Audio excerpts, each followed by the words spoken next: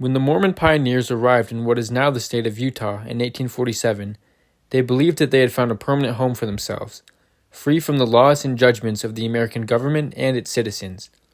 But what is commonly ignored today is that there were already over 20,000 Native Americans from dozens of different tribes and bands, already calling the deserts, valleys, and mountains of modern-day Utah home.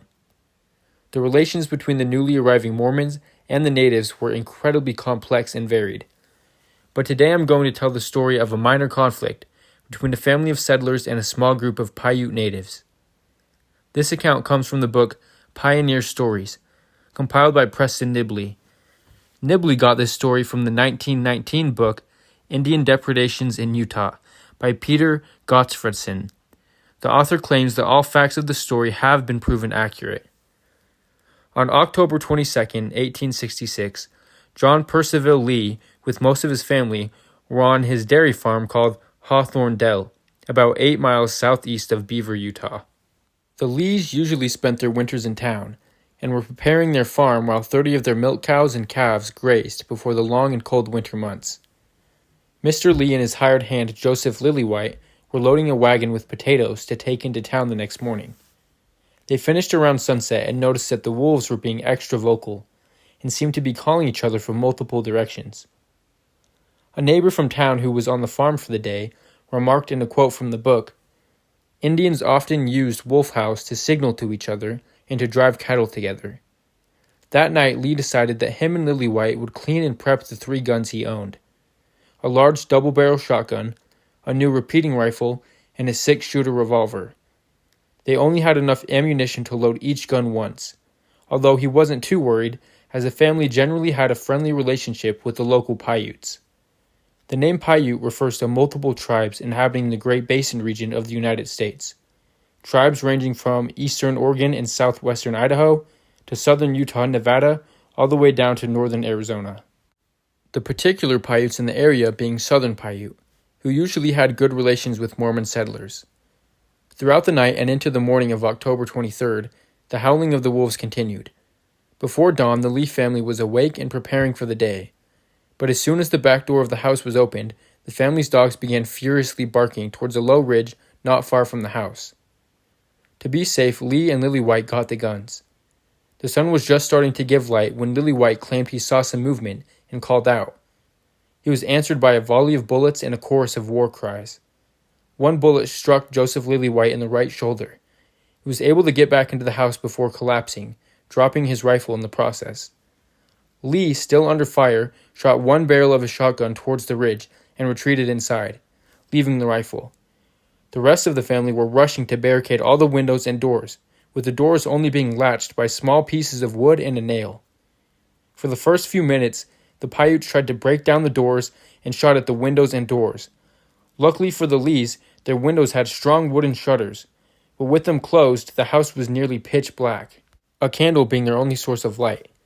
In the house was a wounded Joseph Lillywhite, Mr. and Mrs. Lee, 15-year-old Mary Lee, 12-year-old Emma Lee, 10-year-old Charles Lee, 7-year-old Ellen Lee, a 15-month-old Rosamond Lee, and a 13-year-old Jane Hall, who was the daughter of a neighbor and had been born in England. The Paiutes kept up their attack for a few minutes before growing quiet, with one of them calling out for a truce. This Paiute called out to Mr. Lee by name and introduced himself as Towichi Tikabu, saying he was a friend who was just hungry and asked for milk, bread, and matches. John Lee was unsure of what to do, as they had previously been friends with the Paiutes and were in no shape to fight. But his wife made the final decision, saying, "I think just this. They are not hungry at all, have no occasion to be so. They simply made up their minds to kill us. We will fight as long as there is one shot left, and trust to God. Let me answer once. No." They called out that if the Paiutes approached, they would be shot. Towichi laughed in response. The Lees then learned the reason for the supposed truce, as smoke had started to leak into the house. The warriors had used the talking and creeped close to the house with lit sagebrush. But fortunately it had recently snowed, and the damp wood of the house was not catching on fire. The smoke from the sagebrush was still coming into the house, however, and it was becoming difficult to breathe. They put the baby under the bed where it was not as bad, and the rest of the children stuck their heads inside of cupboards to get any fresh air they could. The family also had very little water inside the house for drinking or putting out potential fires. The Paiutes continued shooting at the house while the family inside fought for air. The children asked their mother what they could do. She answered, quote, "You poor children, there is nothing you can do with your hands, but you might pray with all your might for God in heaven to help us. He only can." A Paiute warrior then used the points of a pitchfork to pry open the door, breaking the wooden lock, but the makeshift barricade stopped the door from opening more than an inch or two. As the warrior was about to shoot inside the dark house, Mr. Lee fired his shotgun at near point-blank range.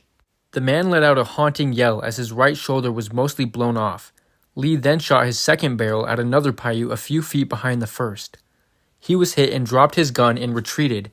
The Paiutes did not attempt to get in the door again, and the family was able to shut and nail it back into place. The smoke was growing fainter now, leaving through the house chimney, but the baby Rosamund was pale and weak, and Mrs. Lee feared for her life. She took her to the west side of the house and risked cracking open the shutters on a window to let Rosamund get some fresh air. Some time had passed and the family wondered if their attackers had left. Mr. Lee decided he would run to get some water for drinking and to stop the smoke. But Mrs. Lee feared this was exactly what the Paiutes wanted, and that if her husband were killed, the Paiutes would rush the house. This being the case, Mrs. Lee and 15-year-old Mary Lee were resolved to get the water themselves. With Mr. Lee covering them, they ran the 6 yards to the stream. They made it back with no sign of the Paiutes, and were able to stop the smoke and drink some water. It had been over an hour since they had seen any Paiutes. Young Charles Lee came to his parents with a daring plan. He would make a break to the woods and run the 8 miles to Beaver for help. Charles was only 10 years old, and his parents were horrified at the idea of sending him alone into the wilderness with dangerous enemies nearby. But eventually they relented, knowing that they urgently needed help for the wounded Lillywhite.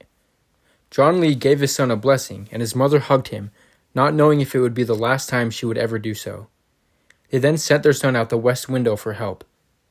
Shortly after, 13-year-old Jane decided she wanted to make a run for it as well. The adults immediately refused, as she was not even their own child and they had to keep her safe. But after about 15 minutes of debating, they decided that they could not know if staying or going would prove more dangerous, and Jane left out the same window. Charles Lee later said he felt no sense of fatigue on his run. He eventually reached a small outcropping of beaver called Pleasant Point. He was scratched up and had lost both of his shoes. He ran into a man named Mr. Anderson, and out of breath said, quote, "The Indians, fighting, Hawthorne Dell." To which Anderson said, "Sit down here and rest. I'll stir up beaver in a hurry." A short time later, a group of men on horseback raced past the resting Charles. On their way, they passed Jane, who was safe, and continued on to Beaver. The men got to Hawthorne Dell and found no Indians, but they had surely been there. There was blood and tracks everywhere. Harnesses, saddles, tools, and other items left outside were destroyed, and all the Lee's horses and cows were gone. But out of the 9 people who had been attacked, only 1 was injured. A small number of the men stayed behind to help the Lee family, with the rest going after the Paiutes. They trailed them for nearly 60 miles before turning back. A man named Alonzo Colton, who was passing through and was attracted by the large group of people, loaded Joseph Lillywhite into his wagon and took him to Beaver, where he recovered, but never fully gained back his strength. The same Mr. Colton returned days later to the Lees and gave them a load full of food to help them through the winter and to make up for their lost supplies. He wouldn't accept any payment. Due to the family having friendly relations with the Paiutes, it was assumed that a small band of young hostile Paiute men had carried out the raid in hopes of bringing back horses, cattle, and war trophies to their tribe. The surrounding Paiutes avoided the area in the months following the raid, and claimed they knew nothing, but a few years later claimed that Mr. Lee was a big chief and very brave, and that he had killed 3 bad Indians who had tried to kill him. Their relations returned to normal, with Paiutes frequently visiting the Lee farm, and in a final quote from the book, "Such were the experiences of the early settlers of Utah."